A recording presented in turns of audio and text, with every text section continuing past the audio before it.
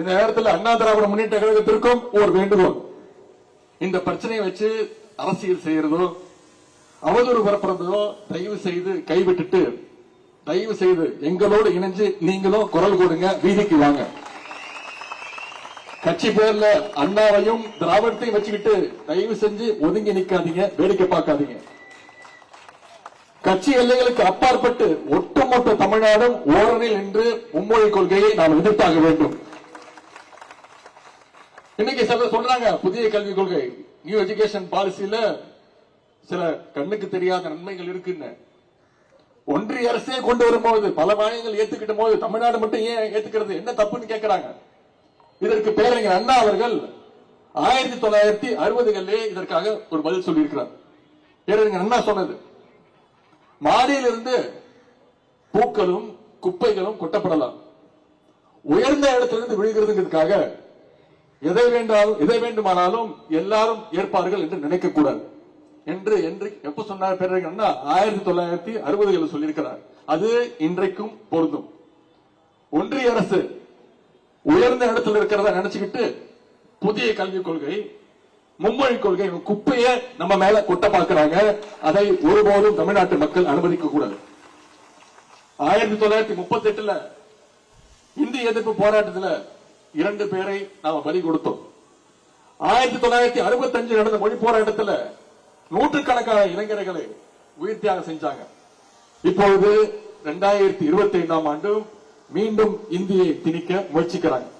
நாங்கள் 100 பேர் அல்ல, ஆயிரக்கணக்கான உயிரை கொடுத்து தமிழை காக்க, எங்கள் உரிமைகளை காக்க உயிரையும் விட தயாராக இருக்கிறோம் என்பதை இந்த நேரத்தில் தெளிவுபடுத்த விரும்புகின்றேன்.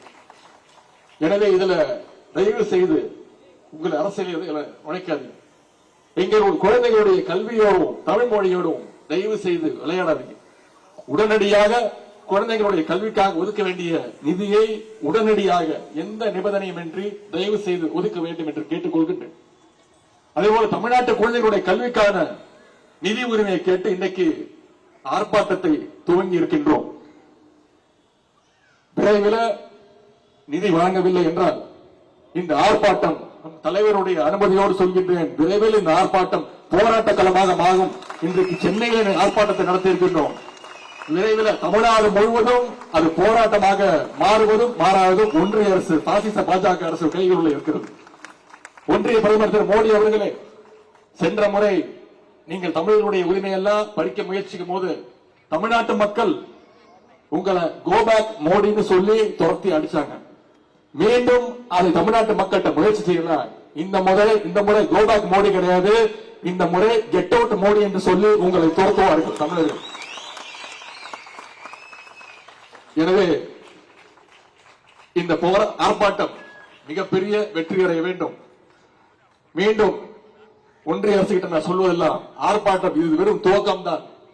இதோடைய முடிவு, இதோடைய தொடர்ச்சி உங்களுடைய கைகள் இருக்கிறது என்று கூறிக்கொண்டு இந்த ஆர்ப்பாட்டத்தை மிகச் சிறப்பாக ஏற்பாடு செய்த ஒன்றிய சென்னை ஒருங்கிணைந்த மாவட்ட செயலாளர்களுக்கும் கலந்து கொண்ட அனைத்து நம்முடைய இந்தியா கூட்டணியை சேர்ந்த மதச்சார்பற்ற முற்போக்கு கூட்டணியை சேர்ந்த அனைத்து இயக்கத்துடைய தலைவர்களுக்கும் மீண்டும் என்னுடைய நன்றியை தெரிவித்து இந்த வாய்ப்பு அளித்த எனக்கு கழக தலைவர்களுக்கு முதலமைச்சர்களுக்கு நன்றி தெரிவித்து வாய்ப்புக்கு நன்றி கூறி விடைபெறுகின்றேன். நன்றி, வணக்கம்.